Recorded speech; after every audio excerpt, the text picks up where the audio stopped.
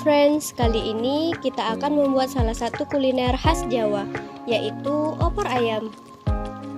Opor ayam ini muncul di daerah Jawa sekitaran abad 15 sampai 16 Masehi.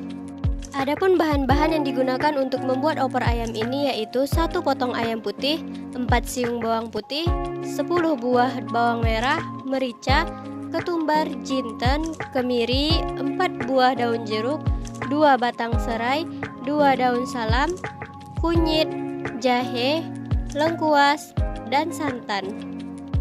Selanjutnya kita harus menghaluskan merica, ketumbar, dan jinten. Setelah halus, kita masukkan bawang merah, bawang putih, kemudian giling hingga halus. Setelah itu kita masukkan jahe, kunyit, dan kemiri.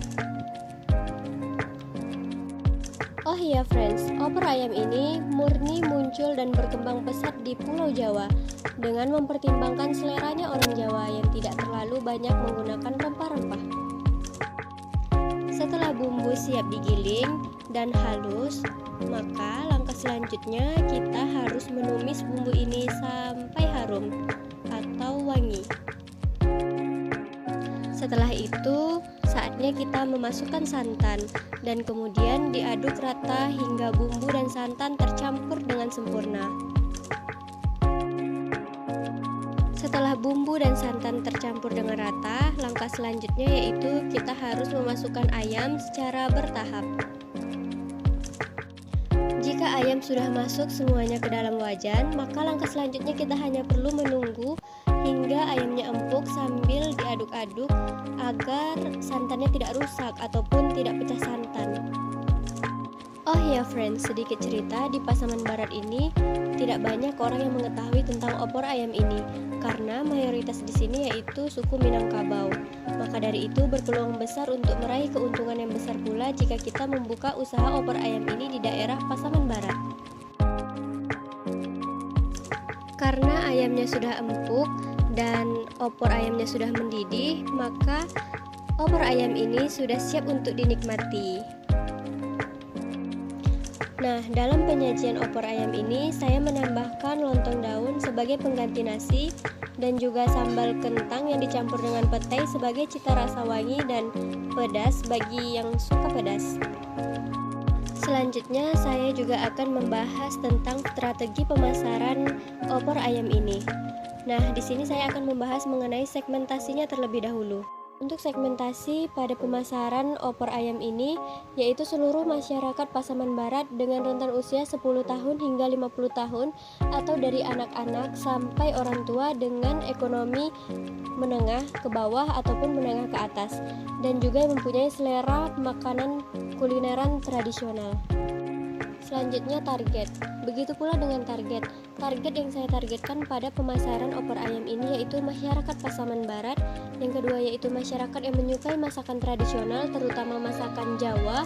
Yang ketiga yaitu anak-anak yang tidak suka makan pedas. Yang terakhir yaitu positioning. Saya menempatkan opor ayam ini sebagai salah satu makanan khas yang unik karena masih jarang didapati di daerah Pasaman Barat ini sehingga berpeluang besar untuk membangun usaha ini dan meraup keuntungan yang tinggi karena di daerah Pasaman Barat ini masih jarang didapatkan opor ayam ini, apalagi dia menggunakan penyajian yang masih tradisional yaitu menggunakan ketupat ataupun lontong daun. Selanjutnya saya akan melanjutkan penjelasan saya mengenai bisnis model kanvas pada opor ayam dua putri. Yang pertama yaitu value proposition.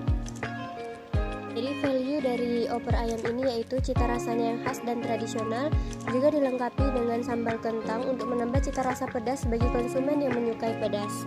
Kemudian customer relationship, yaitu secara langsung di kedai dan bisa juga dengan online ataupun delivery. Selanjutnya melalui event ataupun acara yang diadakan di event-event bazar kuliner. Kemudian melayani dengan friendly service.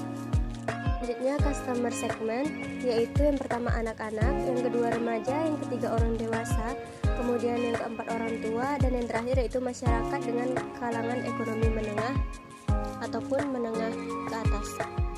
Selanjutnya Selanjutnya channel di sini saya berusaha mempromosikan usaha saya ini menggunakan media sosial, kemudian menggunakan direct ataupun penjualan langsung di kedai, dan mengikuti berbagai macam event kuliner. Selanjutnya yang ketiga itu menggunakan delivery atau pemasaran secara online dan mengantarkannya melalui kurir. Selanjutnya key activities, yaitu yang pertama melakukan produksi, yang kedua melakukan penjualan, dan yang ketiga yaitu melakukan promosi. Selanjutnya yaitu key partners. Yang pertama yaitu supplier atau pemasok bahan baku, yaitu bahan baku ayam, kemudian kentang, kemudian rempah-rempah ataupun bumbu yang digunakan untuk memasak nantinya. Yang kedua yaitu supplier lontong daun, dan yang ketiga yaitu marketplace ataupun grab food.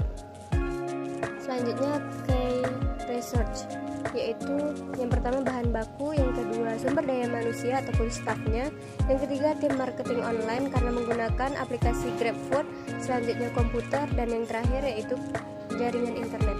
Selanjutnya yaitu cost struktur ataupun biaya keluar yang digunakan, yaitu untuk biaya produksi, yang kedua untuk bahan baku, yang ketiga untuk promosi ataupun investment, yang keempat yaitu untuk membayar tenaga kerja ataupun gaji karyawan, dan yang kelima untuk biaya tetap seperti listrik, sewa kedai, dan gas. Terakhir yaitu revenue ataupun hasil penjualan yang kita dapatkan setelah kita memproduksi opor ayam ini. Sekian, terima kasih.